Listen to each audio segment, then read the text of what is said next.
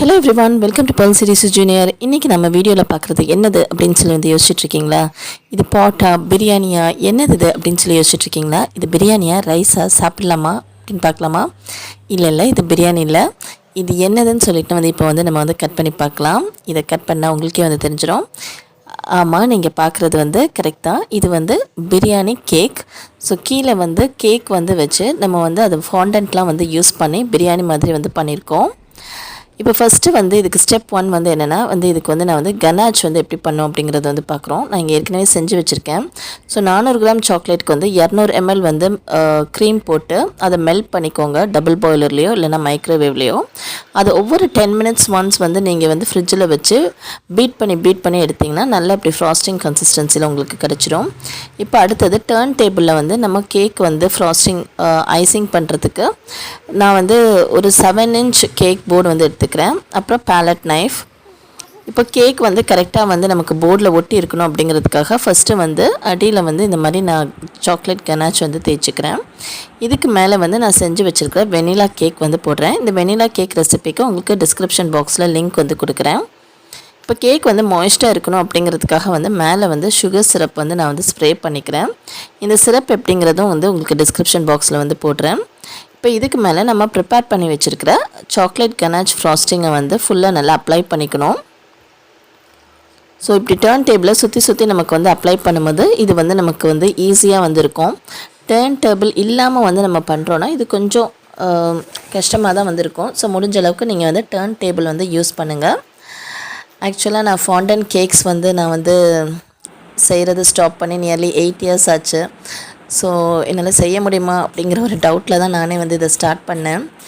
இது வந்து ரொம்ப க்ளோஸான ஒரு டியர் சிஸ்டர் கேட்டனால நான் இந்த ஃபாண்டன் கேக் டுட்டோரியல் வந்து இதில் வந்து போட்டிருக்கேன் இன்றைக்கி. ஸோ இது வந்து பிகினர்ஸ் கூட வந்து ஈஸியாக வந்து பண்ணுற மாதிரி தான் வந்து இன்றைக்கி நம்ம வந்து இதில் பார்க்க போகிறோம். ஸோ நான் வந்து இந்த ஃப்ராஸ்டிங் வந்து பண்ணுறேன் இல்லையா, இது வந்து ரொம்ப வந்து உங்களுக்கு வந்து ஷார்ப் எட்ஜஸ் வந்து வரணும் அப்படிங்கிறது வந்து தேவையில்லை. ஏன்னா நமக்கு அந்த பிரியாணி கேக் வந்து சட்டி மாதிரி தான் வந்து பண்ணுறோம் பார்த்தீங்களா. ஸோ அதனால் வந்து சைட்ஸ் மட்டும் ஸ்மூத்தாக இருந்தால் போதும். ப்ளஸ் நீங்கள் ஒர்க் பண்ணும்போது வந்து ஒரு ஏசி ரூம்லேருந்து ஒர்க் பண்ணிங்கன்னா உங்களுக்கு ஐசிங் பண்ணுறதுக்கு ஈஸியாக இருக்கும். நான் இப்போ வந்து ஒரு நான் ஏசி ரூம்லேருந்து பண்ணுறனால வந்து எனக்கு சாக்லேட் வந்து அந்த கனாச் மெல்ட் ஆகி கொஞ்சம் கஷ்டமாக வந்து இருந்துச்சு. அப்புறம் ஒரு மறுபடியும் ஏசி ரூமில் வச்சு கொஞ்சம் நான் திருப்பியும் வந்து ஸ்மூத்தன் பண்ணிக்கிட்டேன். ஸோ நீங்கள் பார்க்குற மாதிரி இந்த சைட்ஸில் மட்டும் உங்களுக்கு ஸ்மூத்தாக இருக்கணும். இல்லைனா வந்து உங்களுக்கு வந்து அந்த நம்ம ஃபாண்டன்ட் ஒட்டும்போது அன்ஈவனாக ரொம்ப பம்பியாக வந்து தெரியும்.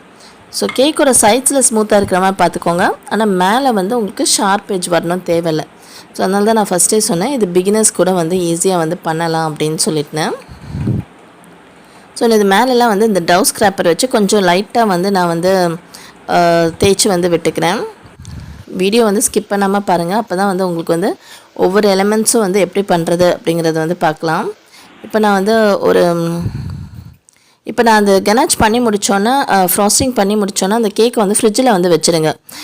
நீங்கள் வந்து ரொம்ப இந்தியா மாதிரி ட்ராபிக்கல் கிளைமேட்டில் வந்து இருந்தீங்கன்னா நீங்கள் கண்டிப்பாக வந்து ஃப்ரிட்ஜில் வந்து வச்சாகணும். இல்லை உங்கள் டெம்பரேச்சர் கூலாக இருந்துச்சுன்னா ஓகே, நீங்கள் வெளியே கூட வச்சுக்கலாம். இப்போ ஃபஸ்ட்டு வந்து நான் அதில் வைக்கிற எக்குக்கு வந்து பார்த்திங்கன்னா ஒரு ஒயிட் ஃபாண்டன்ட் எடுத்துகிட்டு அதனால் ஓவல் ஷேப்பில் கட் பண்ணிக்கிட்டேன். இப்போ அதை பாதியாக கட் பண்ணிட்டு ஸ்மூத்தன் பண்ணிக்கோங்க எட்ஜஸை. ஸோ நம்ம பாதியாக வந்து கட் பண்ணி வச்சுருக்கிற முட்டை மாதிரி தான் வைக்க போகிறோம். ஸோ இதுக்கு இந்த ஃபாண்டன் டூல் வச்சு சைட்ஸில் வந்து இப்படி லைட்டாக ஸ்மூதன் பண்ணிக்கோங்க. நீங்கள் கை வச்சும் வந்து பண்ணலாம், பட் அந்த டூல் வச்சு பண்ணிங்கன்னா உங்களுக்கு இன்னும் கொஞ்சம் ஈவனாக வந்திருக்கும். இப்போ இது வந்து பார்த்திங்கன்னா இந்த பால் டூல் இருக்கு இல்லையா, இதை வச்சு சென்டரில் வந்து நல்லா இப்படி ஒரு டிம்பிள் மாதிரி ஒரு குழி மாதிரி வந்து பண்ணிக்கோங்க. இதுக்குள்ளே வந்து அந்த முட்டையோட மஞ்சக்கருவு பண்ணுறதுக்கு ஒரு சின்ன அமௌண்ட் ஆஃப் ஒயிட் ஃபாண்டன்ட் எடுத்துகிட்டு அதில் வந்து லெமன் எல்லோ கலர் போட்டு நல்லா மிக்ஸ் பண்ணிக்கோங்க. நல்லா ஈவனாக இருக்கிற மாதிரி நல்லா மிக்ஸ் பண்ணிக்கோங்க. உங்களுக்கு ஒரு வேளை ஒட்டுற மாதிரி வந்து இருந்துச்சுன்னா நீங்கள் கையில் கொஞ்சம் லைட்டாக ஐசிங் சுகர் போட்டு டஸ்ட் பண்ணிக்கோங்க. இப்போ இதில் வந்து ஒரு சின்ன பார்ட் வந்து எடுத்துகிட்டு ரவுண்டாக அந்த யோக் மாதிரி பண்ணி நடுவில் வந்து வைக்க போகிறோம். இப்போ இந்த யோக் மாதிரி வச்சு வந்து பார்க்கலாம். இது ரொம்ப பெருசாக இருக்குது. ஸோ அதனால் நான் மறுபடியும் அதை கொஞ்சம் லைட்டாக கட் பண்ணிக்க போகிறேன். இதை நான் எடுத்துகிட்டு மறுபடியும் திருப்பி கட் பண்ணிட்டு ரோல் பண்ணி நடுவில் வந்து வைக்க போகிறேன். ஸோ இது எல்லாமே நீங்கள் கையிலே ஷேப் பண்ணிக்கலாம். அந்த நடுவில் வந்து பார்த்திங்கன்னா அந்த பால் மாதிரி வந்து வைக்கிறதுக்கு கூட நீங்கள் கையில் உங்கள் ஃபிங்கர் வச்சே கூட வந்து நீங்கள் ரவுண்டாக வந்து குழி மாதிரி வந்து வச்சுக்கலாம். இப்போ அவ்வளோதான் நமக்கு வந்து எக்கு முடிச்சிட்டோம். இப்போ நெக்ஸ்ட்டு சிக்கனுக்கு வந்து பார்த்திங்கன்னா அந்த எல்லோ அது கூட இன்னும் கொஞ்சம் ஒயிட் ஃபாண்டன் அது கூட வந்து நான் ரெட் கலர் வந்து சேர்த்துருக்கேன். சேர்த்துட்டு இதை நல்லா ஈவனாக வந்து மிக்ஸ் பண்ணிக்கணும். மிக்ஸ் பண்ணிட்டு ஒரு லாக் மாதிரி எடுத்துகிட்டு கையில் வச்சு மேலே உள்ள பார்ட் வந்து கொஞ்சம் பெருசாக வர மாதிரி ரோல் பண்ணிவிடுங்க. அதுக்கப்புறம் மிடில் இப்படி ரோல் பண்ணிங்கன்னா உங்களுக்கு இப்படி ஒரு சிக்கன் லெக் பீஸ் மாதிரி உங்களுக்கு வந்து கிடச்சிடும். ஸோ நீங்கள் இதை கையில் வச்சு இல்லைன்னா இந்த மாதிரி சிலிக்கான் மேட் வந்து யூஸ் பண்ணுங்கள். இல்லை நீங்கள் நார்மலாக வந்து வேறு ஏதாவது ட்ரேயில் அந்த மாதிரி பண்ணிங்கன்னா அது ஒட்டும். ஸோ உங்களுக்கு ஃபாண்டன்ட் வந்து ஒட்டாமல் இருக்கிறதுக்கு அடியில் கண்டிப்பாக உங்களுக்கு சிலிக்கான் மேட் வந்து இருக்கணும். இப்போ இது லெக் பீஸ் மாதிரி வந்து தெரியறதுக்கு ஒரு நல்ல ஷார்ப் நைஃப் வந்து எடுத்துகிட்டு கீழே மட்டும் அந்த போன் இப்படி தெரியறதுக்காக ஒரு இன்சர்ஷன் மாதிரி பண்ணிக்கோங்க. அப்புறம் மேலேயும் நம்ம சிக்கனுக்கு லெக் பீஸ் வந்து கட் பண்ணுவோம் இல்லையா, அந்த மாதிரி வந்து இப்படி கட் பண்ணிக்கோங்க. இன்சர்ஷன் மாதிரி கொடுத்துக்கோங்க. ஃபுல்லாக கட் பண்ண வேணாம், இன்சர்ஷன் மாதிரி வந்து கொடுத்துக்கோங்க. இது எல்லாமே வந்து நீங்கள் வந்து ஒரு ஏசி ரூம்லேருந்து ஒர்க் பண்ணாதாங்க உங்களுக்கு கரெக்டாக இருக்கும். ரொம்ப வந்து ஹாட் கிளைமேட்னால் ஃபாண்டன்ட்லாம் ரொம்ப மெல்ட் ஆகிட்ருக்கும். இப்போ இதில் வந்து நான் வந்து ரெட் கலரும் கொஞ்சோண்டு லெமன் ஜூஸும் வந்து மிக்ஸ் பண்ணிக்கிறேன். வேணுன்னா நீங்கள் அது கூட கொஞ்சம் ப்ரௌன் கலரும் வந்து மிக்ஸ் பண்ணிக்கலாம், சிக்கன் கலர் மாதிரி வந்து நேச்சுரலாக தெரியறதுக்காக. ஸோ நான் ஃபஸ்ட்டு ஒரு ஸ்மால் பீஸில் செக் பண்ணிக்கிறேன். இப்போ எனக்கு ரொம்ப அது பிளாக் கலர் மாதிரி வந்து இருக்குது. ஸோ அதனால் வந்து நான் இன்னும் கொஞ்சம் ரெட் கலரே வந்து போட்டு வந்து மிக்ஸ் பண்ணுறேன். இப்போ இது ஓரளவுக்கு வந்து எனக்கு ரெட்டாக இருக்குது. இப்போ இந்த கலரை வந்து நான் இது மேலே வந்து நான் ப்ரஷ் பண்ண போகிறேன். லெமன் ஜூஸ் போட்டு ப்ரஷ் பண்ணும்போது உங்களுக்கு நல்லா பார்க்குறதுக்கு வந்து ஷைனிங்காக வந்து இருக்கும்.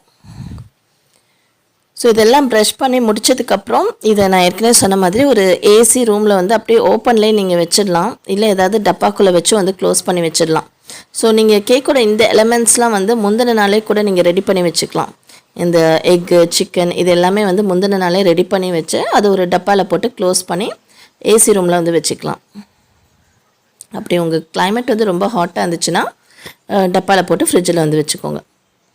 இப்போ இந்த சிக்கன் ஃபுல்லாக நம்ம இப்படி கலர் பண்ணி முடிச்சாச்சு. ஸோ நம்மளுடைய எக்கும் சிக்கனும் வந்து இப்போ வந்து நமக்கு ரெடி ஆகிடுச்சு.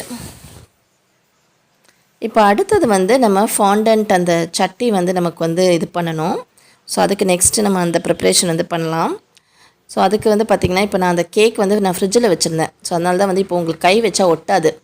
கை வச்சா வந்து உங்களுக்கு அந்த ஐசிங்லாம் உங்கள் கையில் ஒட்டுற மாதிரி இருந்துச்சுன்னா ஃபாண்டன்ட் உங்களால் வந்து அதில் நீட்டாக வந்து ரோல் பண்ணி வைக்க முடியாது.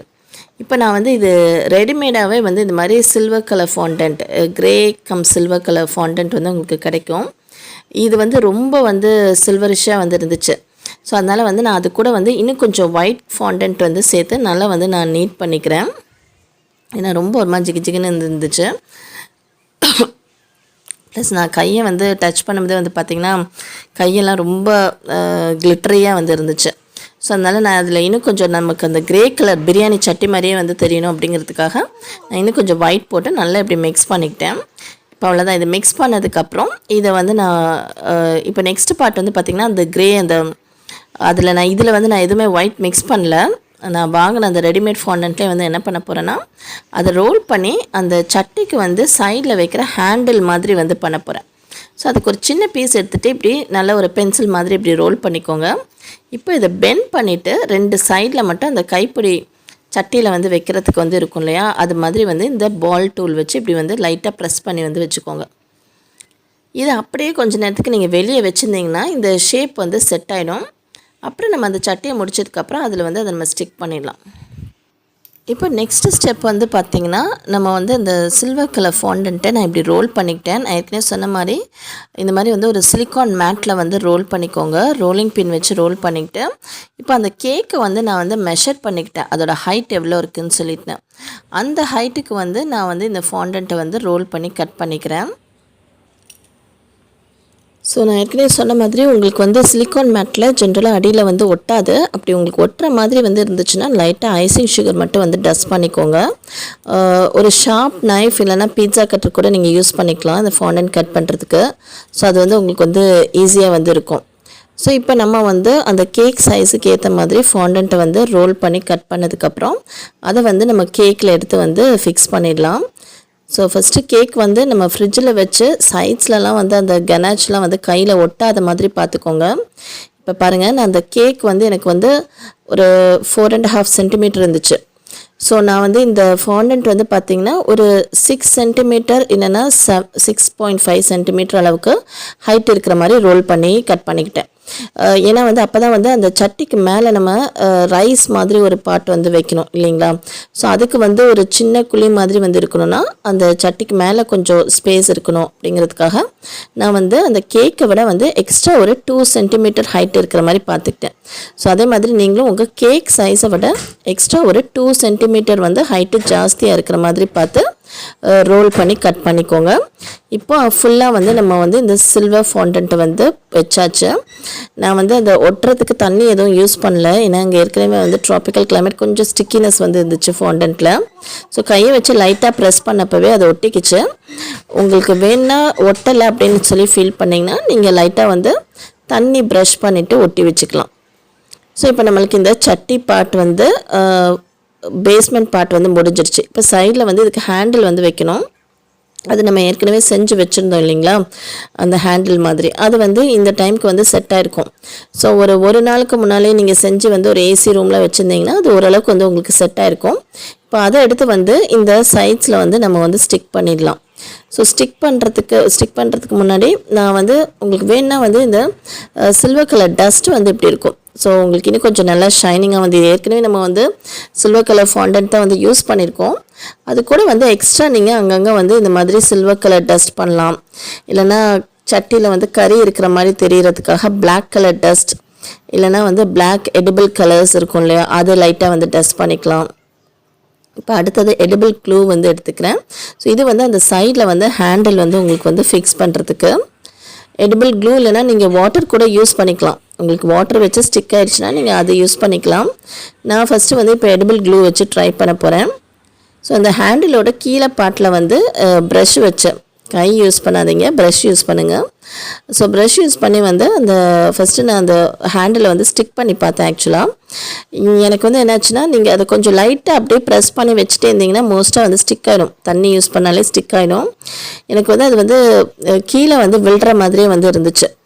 அதனால் வந்து ஒரு சின்ன டூத் பிக் வந்து நான் வந்து உள்ளே வந்து இன்சர்ட் பண்ணிட்டேன்.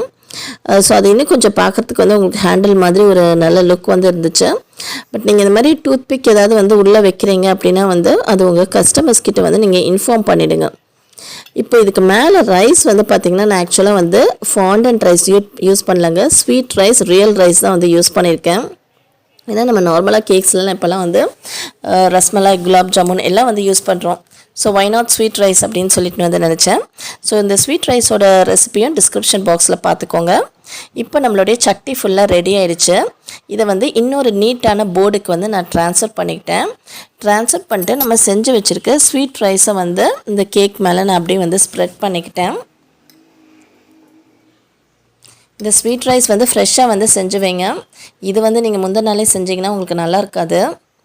ஸோ கேக் வந்து மேலே தெரியாத மாதிரி நீங்கள் வந்து நான் அந்த கனாச் மேலேயே இதை ஸ்ப்ரெட் பண்ணிக்கிட்டேன். உங்களுக்கு வேணுன்னா நீங்கள் வந்து அதுக்கு மேலே இன்னொரு லேயர் ஆஃப் ஃபாண்டன்ட் போட்டுட்டு அதுக்கு மேலே கூட இதை ஸ்ப்ரெட் பண்ணலாம். இப்போ இதுக்கு மேலே நம்ம செஞ்சு வச்சு எக்கையும் சிக்கனையும் வந்து நான் வந்து அரேஞ்ச் பண்ணிக்கிட்டேன். அரேஞ்ச் பண்ணிட்டு கேப் தெரியாத மாதிரி ஃபுல்லாக வந்து ரைஸ் வந்து நான் ஸ்ப்ரெட் பண்ணிக்கிறேன். இப்போ இதுக்கு மேலே மற்ற எலிமெண்ட்ஸ் நம்ம வந்து பட்டை இல்லைனா வந்து மின்ட் லீவ்ஸ் இந்த மாதிரி இப்போ நான் கொஞ்சம் ரைஸில் மட்டும் ரெட் கலர் போட்டு மிக்ஸ் பண்ணியிருந்தேன். அதையும் வந்து இதில் கூட வந்து சேர்த்து போட்டுட்டேன். இப்போ இதுக்கு மேலே நான் நிஜமான சின்னமன் ஸ்டிக் தாங்க வச்சேன். நான் வந்து ஃபாண்டன்ட்டில் பண்ணது வந்து வைக்கல. நீங்கள் ஃபாண்டன்ட்டில் பண்ணுறது ஈஸி தான், பட் வந்து ஒரு டெசர்ட்னால நிஜமான சின்னமன் ஸ்டிக், மின்ட் லீவ்ஸ் இதுவும் வந்து வச்சுருக்கேன். ஸோ நம்மளுடைய பிரியாணி கேக் ரெடி ஆகிடுச்சு. ஸோ ரைஸ், அந்த சின்னமன் ஸ்டிக், மின்ட் லீவ்ஸ் இது எல்லாமே வந்து ரியல். உங்களுக்கு எல்லாத்துக்கும் இந்த வீடியோ பிடிச்சிருக்குன்னு சொல்லி வந்து நம்புகிறோம். உங்களுக்கு இந்த வீடியோ பிடிச்சிருந்துச்சுன்னா லைக் பண்ணுங்கள், ஷேர் பண்ணுங்கள், சப்ஸ்கிரைப் பண்ணுங்கள். தேங்க்யூ.